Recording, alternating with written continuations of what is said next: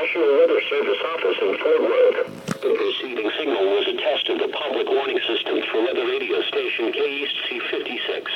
During potentially dangerous weather situations, specially built receivers can be automatically activated by the signal to warn of the impending hazard.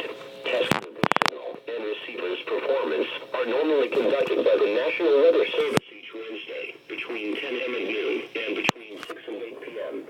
If there is a threat of severe weather, the test will be postponed to the next available good weather day. Reception of this broadcast, and especially the warning alarm zone, will vary at any given location. Thursday.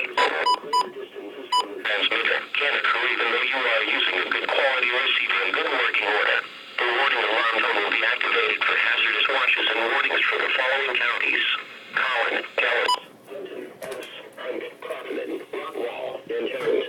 This concludes the test of weather radio station KEAS 56.